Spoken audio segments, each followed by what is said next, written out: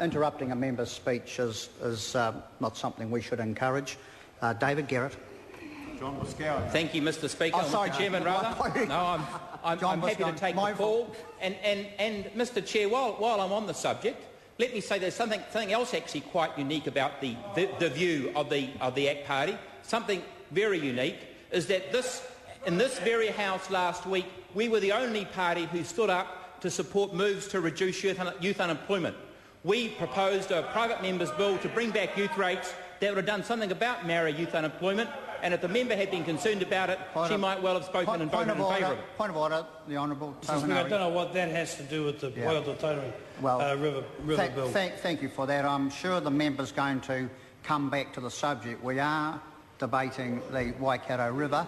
32 seconds remaining. John Boscawen. Thank you, Mr. Chair. I certainly am. And Mr. Chair, I would not have believed it unless I'd heard it with my own ears. We have the Attorney General actually cheaping the concept of one man, one vote. And what he said, of course, in New Zealand we have one person, two votes. Yes, we do. We have a party vote, we have an electorate vote. And Mr. Attorney General, we may even have one person, 100 votes, because you actually own 100 separate pieces of land in 100 separate territorial locations. You do actually get a vote in each of those local bodies. Mr. Chair. John Boscawen.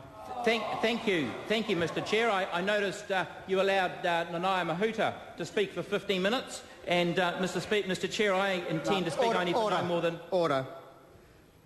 The Chair decides the relevance of a speech and also who gets the call, and I've given the member the call, and we will carry on from there. John Boscawen. Thank you, Mr. Chair. Mr. Chair, let's move to the issue of co-governance. What this bill does is it sets up the Waikato River Authority, and the Waikato River Authority is charged with governing the Waikato River. And currently the Waikato River is governed by the Waikato Regional Council. Every person in the Waikato area, in the electoral district of the Waikato Regional Council, gets a vote on that council, Mr. Chair. Every person.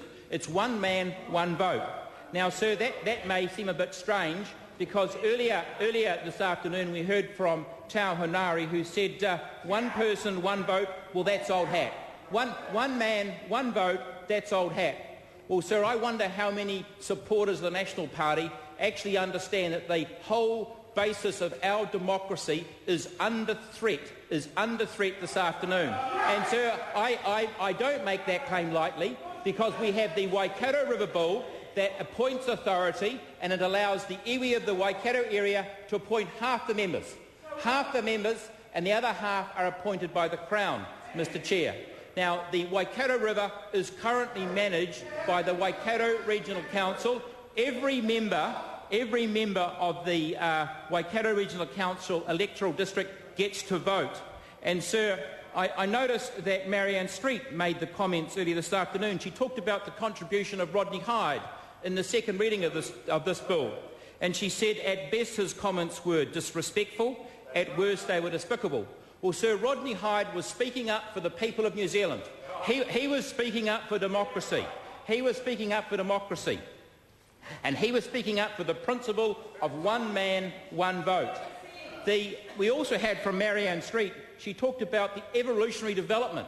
She said how if the Waikato River Authority is not a unique order, if it hasn't already previously been copied, and she gave the example of Bastion Point in Auckland, she said it may well be unique now, but it will be developed. We will have further evolutionary development. So I take it from that the Labour Party is very happy to put in place management structures, governance structures that allow, that are anathema. The concept of one man, one vote is diametrically opposed. Yep, that's right, and I hear the clapping from Honi Harawira.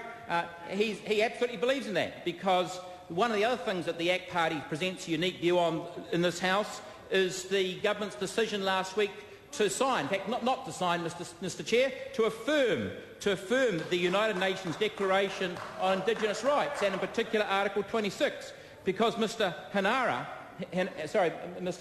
who's clapping alongside me, would be well aware that Clause 26 says, in point number 1, the Indigenous peoples have the right to the lands, territories and resources which they have traditionally owned, occupied or otherwise used or acquired. And when Mr Hyde stood up in Parliament last week and asked the Prime Minister what lands, territories, resources Maori didn't have before the arrival of the European, the Prime Minister couldn't tell him. The Prime Minister couldn't tell him.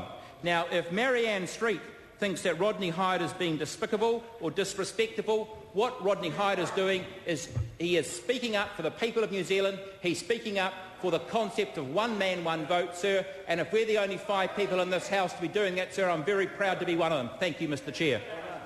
Well, Kelvin Davis. Mr Chair, we have a tendency to overcomplicate some of these issues, because what this bill is restoring and protecting the health and well-being of the Waikato River. Restoring the health and well-being, not just for this generation, but for generations to come.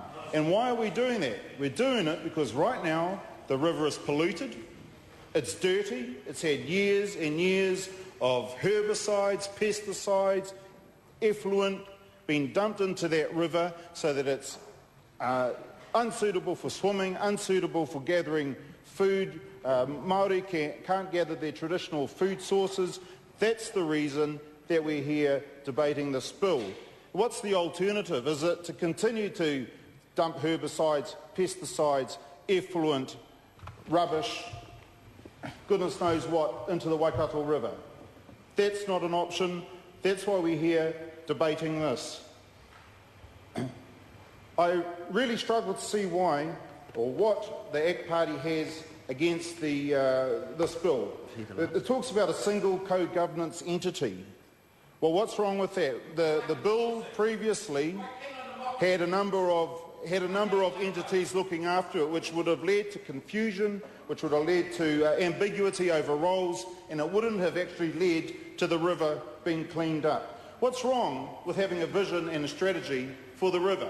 Having a vision that our kids can one day swim in there without jumping in on a pile of rubbish and without native eels and other species being overtaken by exotic species. There's nothing wrong with having a vision for this river and then putting in place a strategy to ensure that that vision is fulfilled.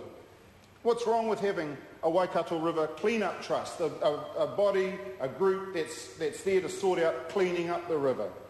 What's wrong with iwi participating in the resource consent making concerning the Waikato River? Because it's that attitude where Māori shouldn't have the right to do this, or Māori, that's just wrong, and it's that sort of reason, it's that sort of argument that builds up resentment and anger within Māori, because we've been excluded from decision making over our resources for way too long. And I believe that this whole bill is something that